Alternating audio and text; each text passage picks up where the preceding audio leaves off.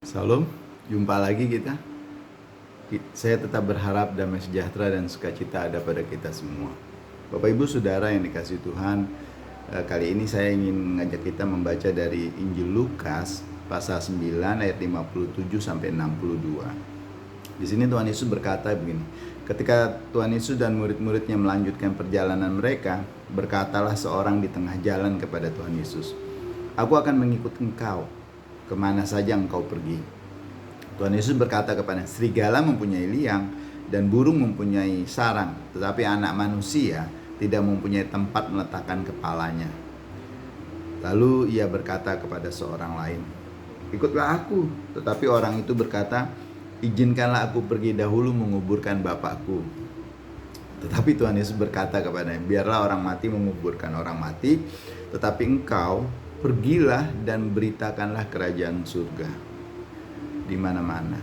Dan seorang lain lagi berkata, "Aku akan mengikut engkau Tuhan, tetapi izinkanlah aku berpamitan dahulu kepada keluargaku." Tetapi Tuhan Yesus berkata, setiap orang yang siap membajak tetapi menoleh ke belakang tidak layak untuk kerajaan surga.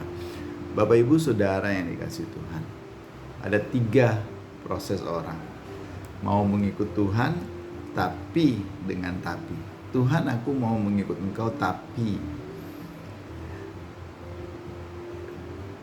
kemanapun engkau pergi." Tapi, pakai kata tapi, saudara. Aku harus menguburkan keluargaku, aku harus ini, aku harus ini. Bapak Ibu Saudara yang dikasihi Tuhan, Tuhan Yesus menggunakan ilustrasi seorang petani yang baik tidak akan pernah menoleh ke belakang pada saat dia membajak lahannya. Kenapa? Kalau dia membajak lahannya dengan bajakan, kalau zaman dahulu ditarik dengan kerbau, dia menoleh ke belakang, maka bajakannya itu hasilnya akan belok-belok dan tidak lurus.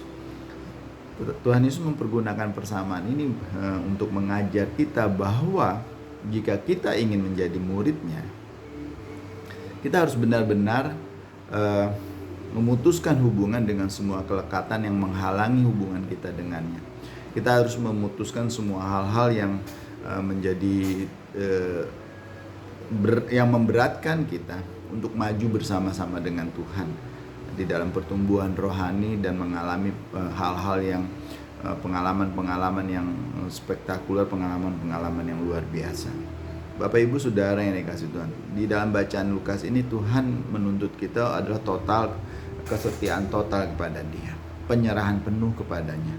Dan prinsip-prinsip ini sudah ada sejak zaman Perjanjian Lama, di mana bangsa Israel setelah dimerdekakan dari perbudakan dan dipelihara dengan cara yang adikodrati, yang dipelihara oleh Tuhan dengan cara-cara yang supranatural, justru menoleh ke belakang dan merindukan hari-hari ketika mereka dapat menikmati ikan, mentimun, semangka, bawang merah, bawang putih, seledri dan lain sebagainya ketika mereka tiba di Mesir.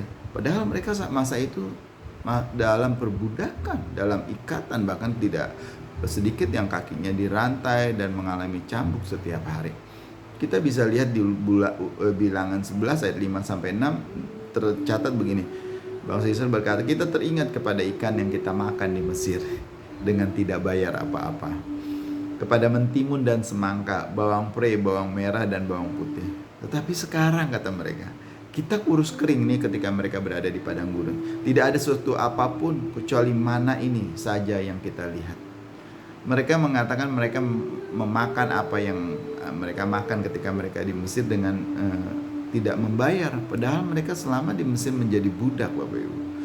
Aneh. Mereka menjadi budak tapi mereka justru merasa tidak menjadi apa-apa. Bahkan mereka memakan apa yang mereka makan dengan gratis. Hal ini sangat tidak menyenangkan hati Tuhan, melukai hati Tuhan. Dan Dia menghakimi bangsa Israel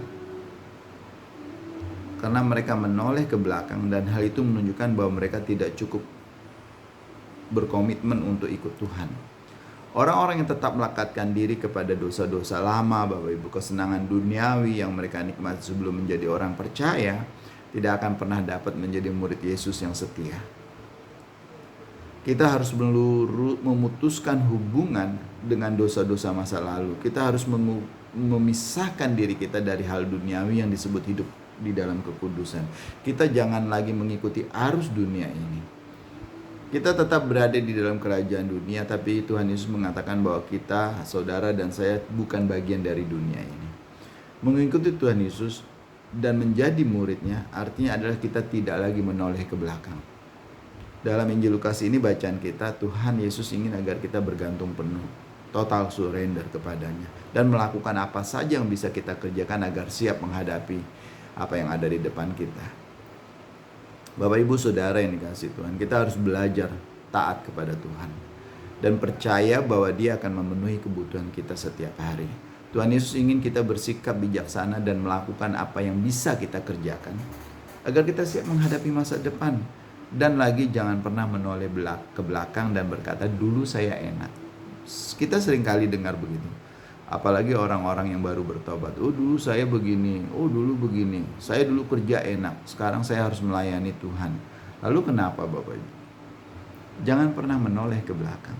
Kita cenderung berpikir bahwa kita perlu melakukan ini itu agar kita bisa mengalami hal-hal yang seperti dulu kita alami. Namun Tuhan ingin agar kita percaya dan siap menghadapi masa depan. Kita harus belajar untuk total surrender. Kita harus belajar untuk ikut Tuhan saja, menuruti perkataan-perkataan Kristus dan mengerjakan apa yang Dia perintahkan. Bapak Ibu Saudara yang dikasihi, percayakan hari ini kepada pimpinan Tuhan. Berjalanlah bersama-sama Tuhan, tataplah ke depan, dan jangan pernah menoleh ke belakang. Sekali lagi saudaraku, pengalaman masa lalu adalah pengalaman masa lalu. Yang baik bisa kita kenang, yang buruk bisa kita ambil hikmahnya.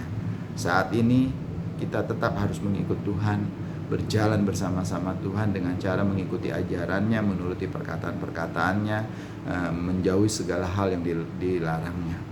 Menataplah ke depan, sambutlah hari yang lebih cerah, karena di depan ada berkat besar, berkat luar biasa yang menanti kita. Tuhan memberkati kita semua. Terima kasih ya Tuhan Yesus.